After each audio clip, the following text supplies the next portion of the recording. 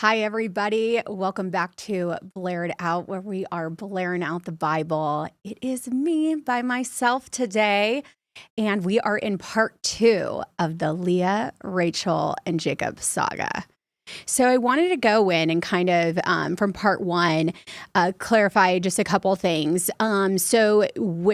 Jacob didn't have to wait another 7 years for Rachel.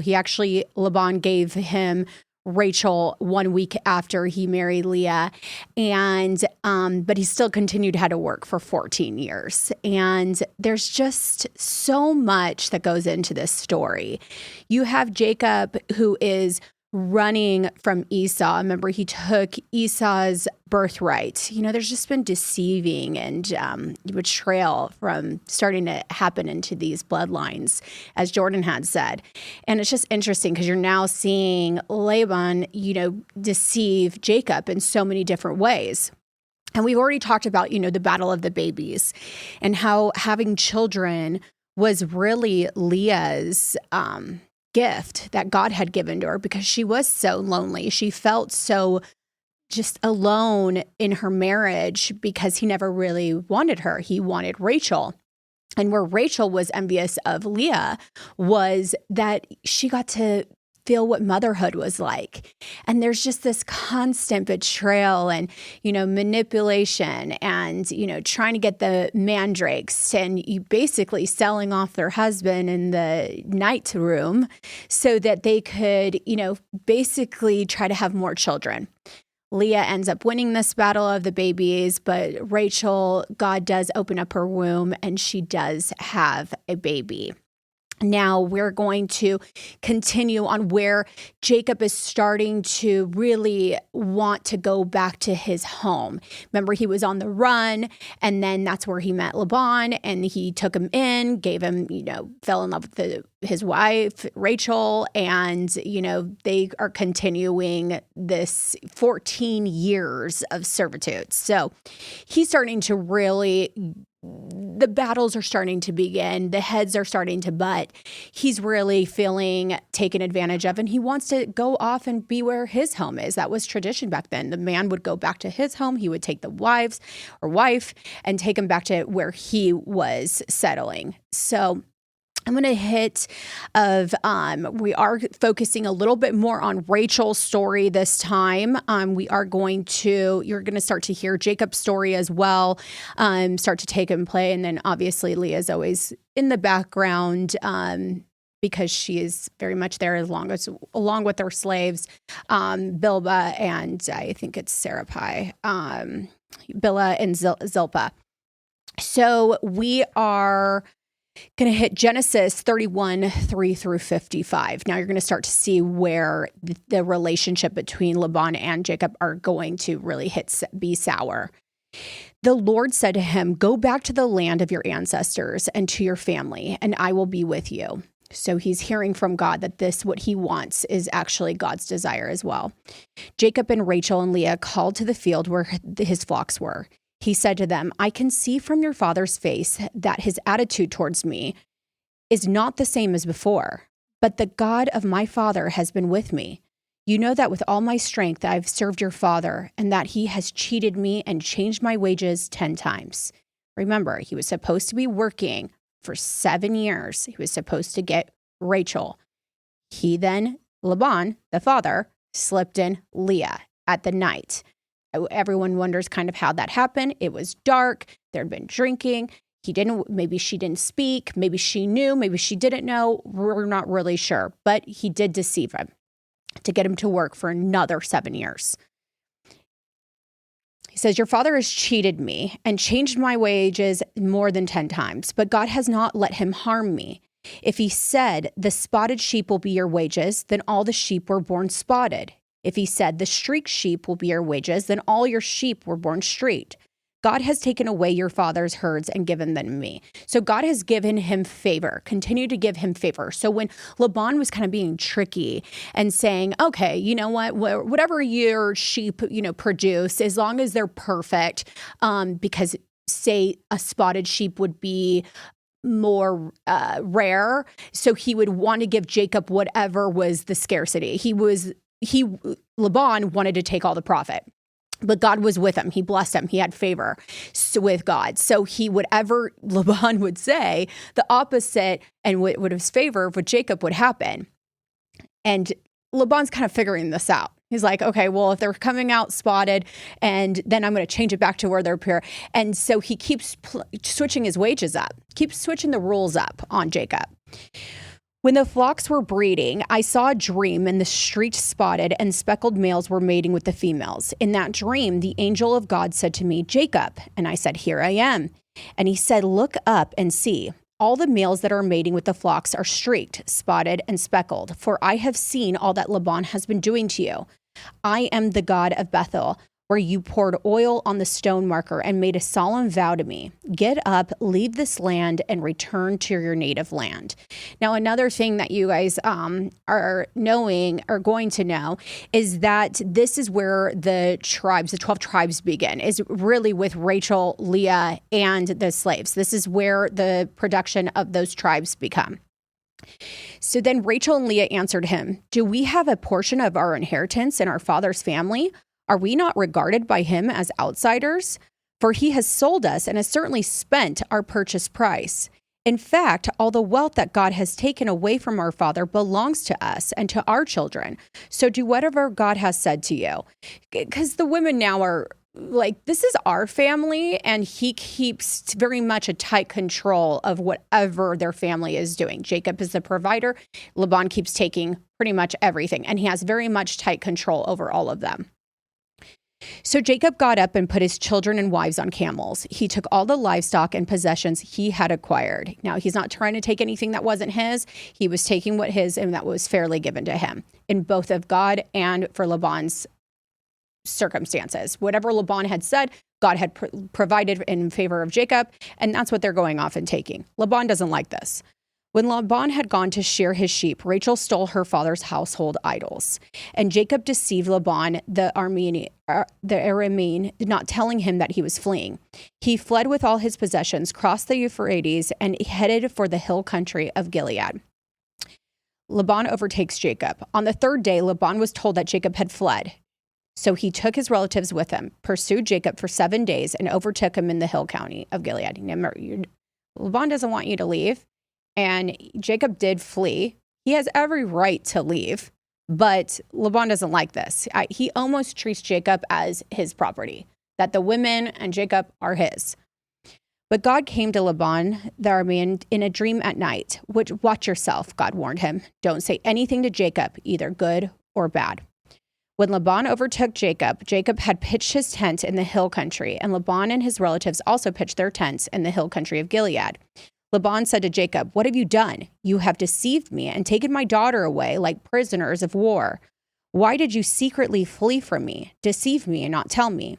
I would have sent you away with joy and singing, with tambourines and lyres. But you didn't even let me kiss my grandchildren and my daughters. You have acted foolishly. I could do only great harm, but last night the God of your father said to me, watch yourself, because he was coming after him.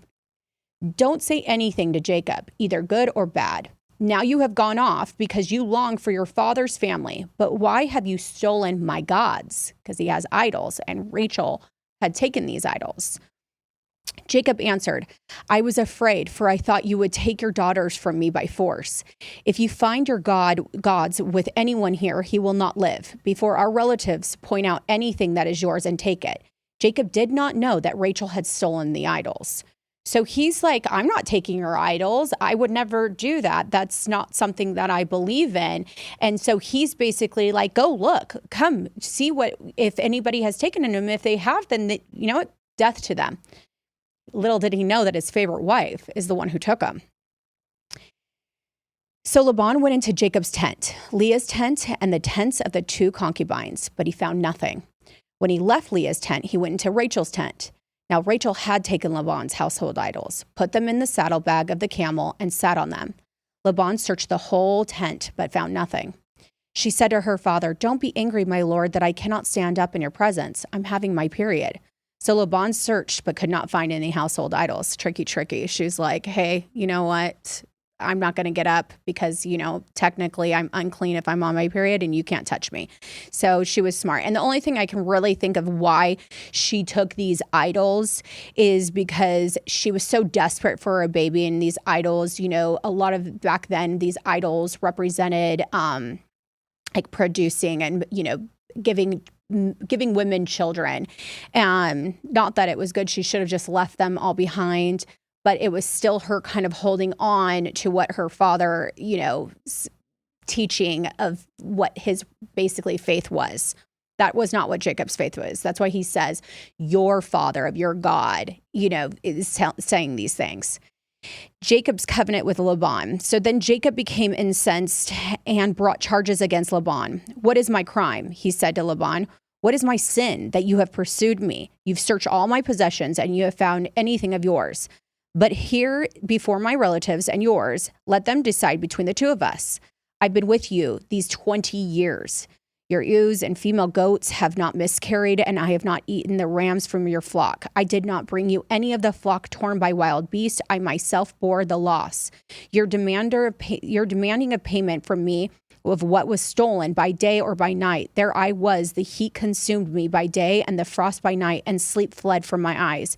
For 20 years in your household I served you, 14 years for your 2 daughters and 6 years for your flocks. And you have changed my wages 10 times. If the God of my father, the God of Abraham, the fear of Isaac, and had not been with me, certainly now you would have sent me off empty-handed. But God has seen my affliction and my hard work, and he issued his verdict last night. Then Laban answered Jacob. Just think about this man. He had to have some kind of power from God to get through all of this. It's been one thing after the next, and he is just staying faithful. He's working hard. He's going by the rules that are placed in front of him, and he is just constantly getting turned left and right. Have you ever worked for a boss and they're like, I need you to do this, this, and this, and you do it, and then they're mad at you because you didn't do this, this, this, and then something that they forgot to tell you, and you're in trouble for it. And you're like, but I did everything you told me to. And then when they switch it, you do those things. And they're just constantly mad at you for something. And you realize this isn't about me and my work ethic. This is actually about you and your communication, what you want. Laban was a very greedy man. That's what he wanted. He wanted ownership. He did not want Jacob to leave because Jacob had favor. Everything Jacob touched was blessed. And he was like, if you leave, there goes the favor. So then Laban answered Jacob, the daughters are my daughters, the children my children, and the flocks my flocks. Everything you see is mine. But what can I do today for these daughters of mine or for the children they have borne? Come now, let's make a covenant, you and I. Let's be a witness between the two of us. So Jacob picked up a stone and set up as a marker. Then Jacob said to his relatives, gather stones, and they took stones and made a mound. Then they ate by the mound, and Laban named the mound Jagar Sahadutha, but Jacob named it Galid. Then Laban said, the mound is a witness between you and me today. Therefore, we place what was called Galid also as Mizpah, for he said, may the Lord watch between you and me when we are out of each other's sight. If you mistreat my daughters or take other wives, though no one is with us, understand that God will be a witness between you and me. Laban also said to Jacob, look at this mound and the marker I have set up between you and me. This mound is a witness, and the marker is a witness that I will not pass beyond this mound to you, and you will not pass beyond this mound and make this marker do me any harm. The God of Abraham and the gods of Nahar, the gods of their father, will judge between us. And Jacob swore by the fear of his father Isaac. Then Jacob offered a sacrifice on the mountain and invited his relatives to eat the meal. So they ate a meal and spent the night on the mountain. Laban got up early in the morning, kissed his grandchildren and daughters, and blessed them. Then Laban left to return home. So they set out for Bethel. This is now they're on their way. And when they were still some distance from Ephrath, Rachel began to give birth, and her labor was difficult. During her difficult labor, the midwife said to her, don't be afraid, for you have another son. This is with Rachel. With her last breath, for she was dying, she named him Benoni, but his father called him Benjamin. So Rachel died and was buried on the way to what was called Bethlehem. Jacob set up a marker on her grave, and it is the marker of Rachel's graves today. I mean, it is so sad. All of this woman wanted was to bear children and to bless her husband with sons. And she did have her first son, which we've talked about a little bit yesterday. And which is Joseph. And we're going to hear more about him because he does have a really big part. But she did have one more son, which was Benjamin. And that is the son of the right-hand man because, Joseph does do miracles. But you think about this and you're here listening to Rachel's story. You've got Leah, who basically won in the sight of people of being, or her family, of what people would look at as being producing these sons, these heirs. She had multiple sons. It came really easy to her. But her relationship with her husband never really came to fruition. He made her feel lonely. He made her feel inadequate. So she at least had this relationship with what a mother has with her sons and her children, of having this blessing of motherhood, where Rachel had the relationship and this love from her husband, but always missed out on what it felt like to be a mother. She felt so incomplete. And when God heard this, he did open up her womb, and she then did have Joshua. But then, of course, she wanted to have another one. And how sad to know that she died in childbirth. And I'm sure, if you dive more into it in the Bible, you see how heartbroken, Jacob is over it. But it just kind of brings me back, like, no story is perfect. When you live your life, you have these plans, right? You're just like, I'm going to do this, this, and this, and everything's going to be perfect. And, even when you're younger, you think, okay, you get asked, what are you going to do when you get older? And you may have an idea of what you want, or you may be clueless, but your plans, what do they say? Make plans and then God laughs, because we try to do so many things ourselves and take it upon ourselves and have control. Again, so many of these stories, it's women and men taking a control upon themselves, not trusting God. And then it kind of all goes sideways until God intervenes and makes it, right. But how many times do we have a really hard time trusting God with our future? It's so difficult. We live in a world today where it's hard. I'm a mom of 3 boys.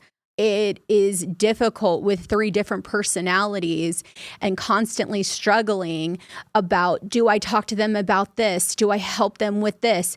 Am I, enabling them in these behaviors because I love them so much? It's really difficult sometimes when you love your family so much that you don't have you're afraid to put boundaries up because then they're going to be mad at you. But as a parent, boundaries are the first step of showing them what true love is. If you just let your kids do whatever, they become so spoiled that they have no clue what a true gift is. And they just think that they've earned every right to do whatever they want. And then they have no boundaries. So as parents, it's very important for us to establish boundaries with our kids and not just give them every single thing they want. And every child is different. You have to parent every child different. And my oldest I have to be he's very sensitive. And so we have to have conversations, and I need to make sure that my phone's down, and then I'm looking him in the eyes and I'm having these conversations. And thankfully he tells me everything. My middle one is, everything's kind of easy for him. He has a ton of friends. He's really good at sports. Life kind of rolls pretty. It changed schools halfway through the season or semester, and immediately had a whole group of the most amazing friends, where my oldest one had a little more difficult time. My youngest, being, the baby, is very much attached to what he likes and what he wants to do. There's definitely some OCD tendencies there. He likes things very structured. And in a family, of 5, structure sometimes can be very difficult.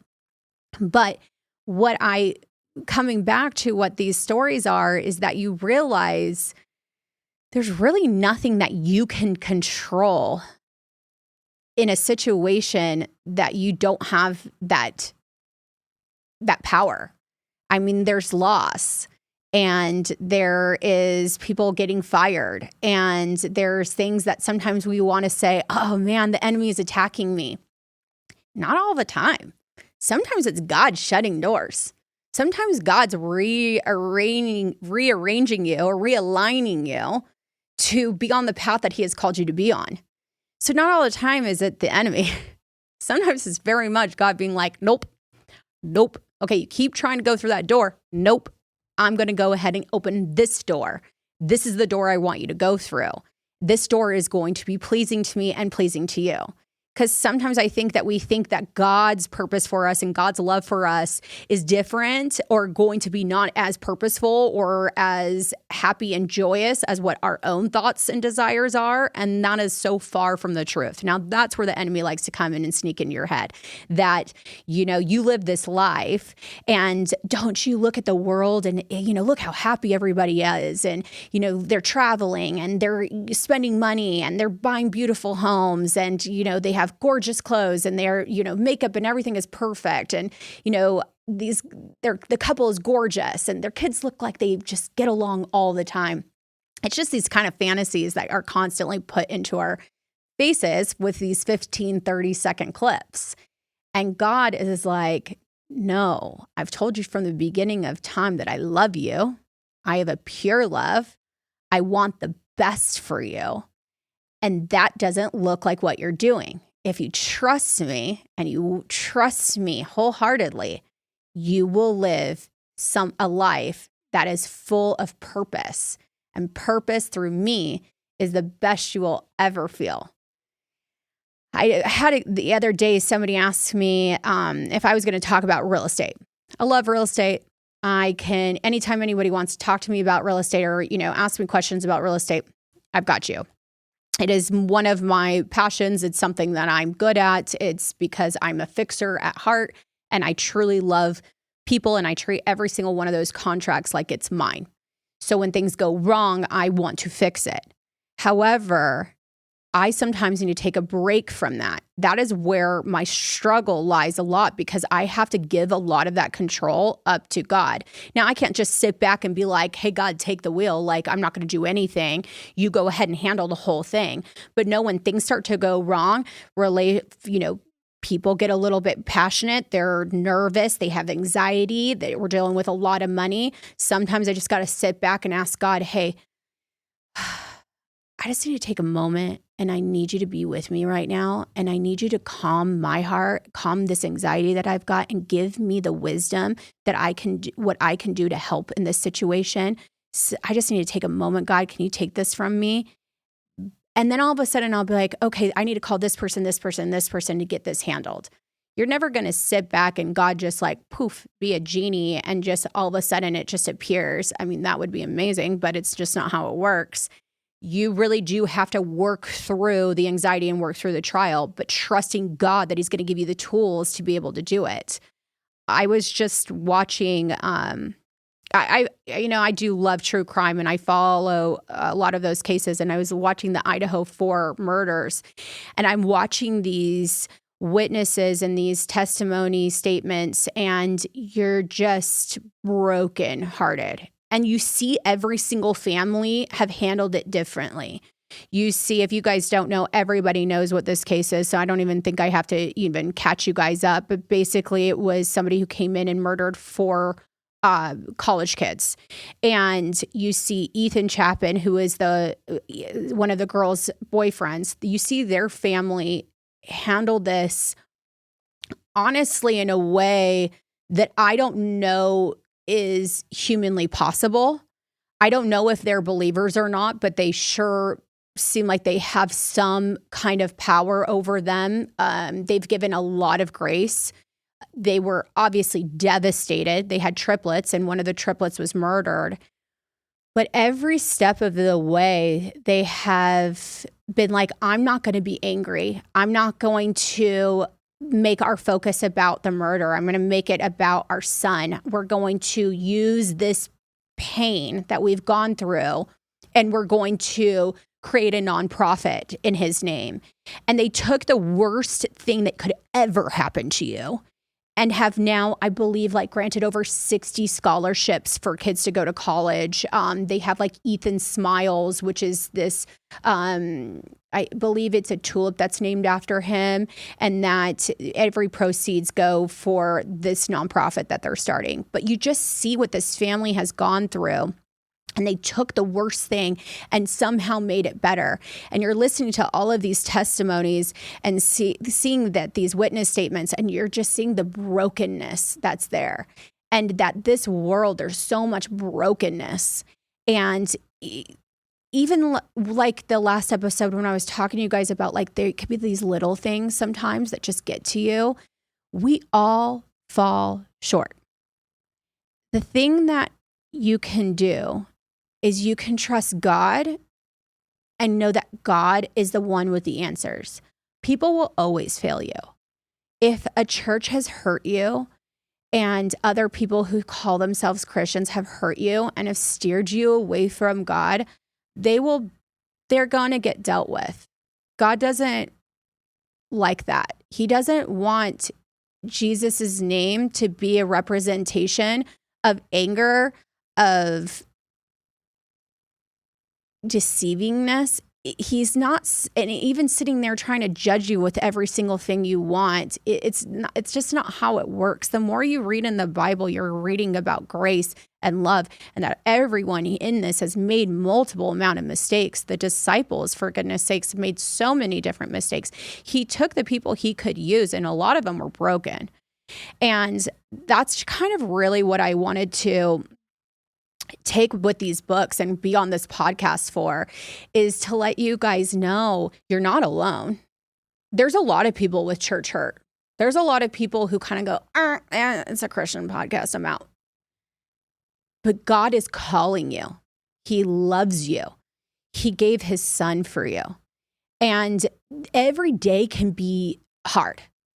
When I was telling about you guys last time about this book, it's The Cure. I want to make sure you guys see it. It makes so much sense to me because we live this life trying to be like pleasing God and pleasing others. And it's constantly about pleasing. And every single day can be just exhausting. You're trying to be perfect all the time. Relationship with Jesus is not a sobriety chip where you make a mistake and you start all over. Like, it's continuous. He loves you through it. He loves you in it. It's that you go and be honest with yourself and honest with God of what you're struggling with, because he already knows. He knows. He knows your sin. He knows what you're struggling with. He knows that deeper rooted, like kind of itch in your heart that feels heavy and that you don't know how to get healed from it. He knows it all. And all he wants you to do is trust him and come to him with those faults, with those problems, with those questions, with those heartaches. He wants you to come to him and talk to him about it. That's when the real relationship starts. That's when you can overcome these little nuances and even the big ones. It's not that you don't want to fall apart when your world crumbles. I've been there. I've wanted to just take a hiatus and a break from the world, sit in my bed, and drink it all away. I wanted to sit in my depression and not be able to get up. I wanted to just sit in it because, one, I didn't know how to overcome it at that point. And two, I felt like I was owed to crumble. I was hurt. And I felt like I needed to feel all of these things because it really, really was hurting. And if I just was like, everything's okay, I'm going to feel guilty about thinking that these really painful things, like it didn't matter to me when they really did. And I tried to be strong. And if I was too strong, people were like, oh, well, you obviously didn't care. And it's like, no, I care, but I got to pick myself up too. But then I never really dealt with the pain because then I'd be like, oh, it's fine. It's okay. And really, sometimes you just need to crumble and give it to God and be like, God, I'm hurting so much right now. And I just need you to show me how to take one step forward and really get the healing going so I can help myself, help my family, and help others. And he does come through. There's so many different pathways you can go with pain. And you can either choose almost like the Chapins where they had the worst thing that ever happened to them. Their son was murdered in one of the worst ways you could ever imagine while they were sleeping in college before they graduate. I mean, it's awful. And they took that pain and now are going out and helping others. And I think through helping others, they get to let his life become a legacy. And that makes them feel like he still has a purpose in their life, which I think is amazing. And then you can have something the same exact happen to another child and you just crumble. And that's going to happen. I mean, the pain doesn't go away with loss. You will always feel that heartache. You'll feel that brokenness.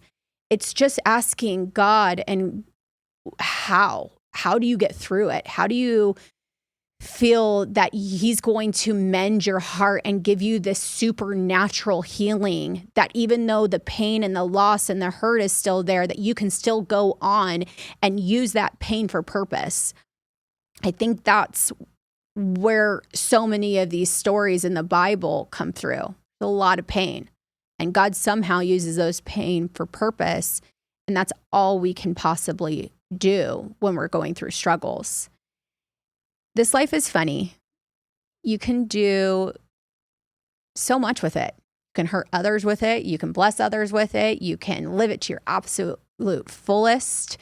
And you really try to see the joy in things. And your perception can really change how you feel about things. Have you ever waken up in the morning and the coffee spills and you're a mess, you're late, everything's crazy, and you're just like, this day has to be over. It can't be over quick enough. Everything's going wrong. And then from that point on, the day just keeps getting worse. It's because you're already in it. The day, you already are expecting everything in that day to go wrong. So therefore it does. But if you're in the chaos and you take a moment, you say, this is just a moment, and you take a breath and you said, I'm going to still see the good in this day. I'm going to take a breath. I'm going to relax. I'm going to pray. Say, hey, God, I'm having a moment here. I need you to kind of come in, be with my heart, be with my mind. I need you to kind of take on this conversation I'm having in my head because I'm feeling really stressed out. I'm feeling frustrated. My kids are late. School's about to start. I'm going to have to make lunches, do homework. I'm feeling overwhelmed and still do everything that I need to do for my career and also make sure that my husband's taken care of. And it's just all lies on me. But when I start to give it to God, be like, hey, I can't do this. I need you to kind of step in, help me out here.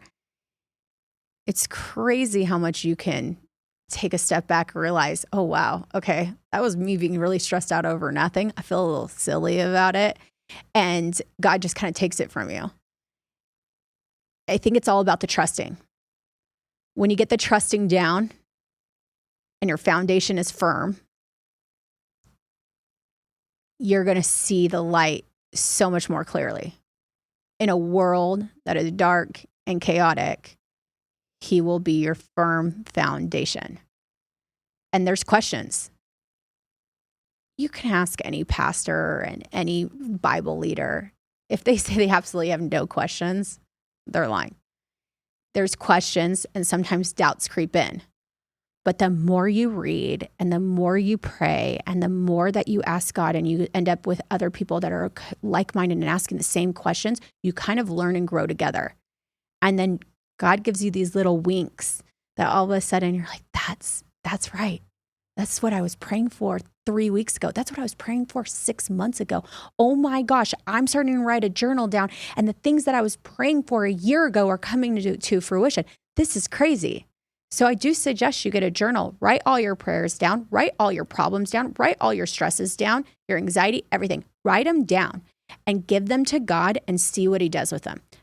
It will show you how much God does intervene into your life when you ask him to. He blesses you.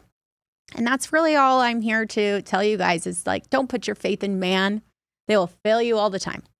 Don't put your faith in me. I'm going to fail you all the time. Don't put your faith in podcasts and books and anything that you can possibly do. They do help and they give you guidance and discernment and understanding sometimes, but everything has to go to God and Jesus. And He's the one you trust in.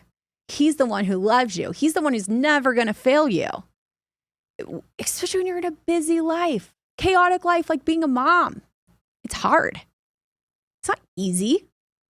Being a mom is one of the hardest, most blessing that you could ever have. But it's not easy all the time. So if you put your foundation in Him, I'll say it over and over again, you will start to see the light and everything will be a little bit more clear. And if you guys have any questions, you guys can always reach out to me. We can go through this together. I promise you, I'm here in it with you. I'm learning too.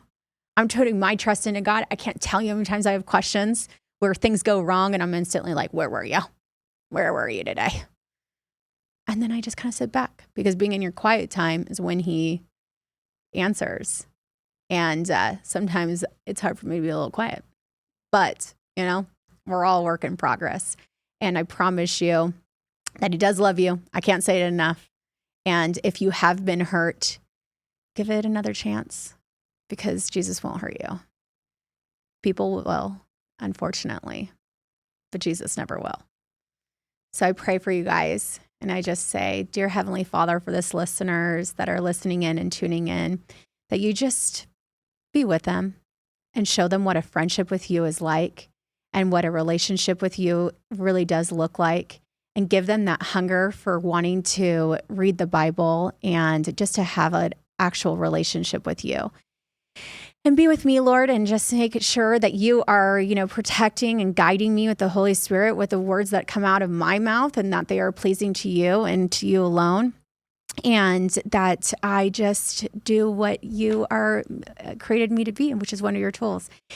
In Jesus' name we pray. I love you. And thank you guys so much for listening. And till next time, Blaire out the Bible.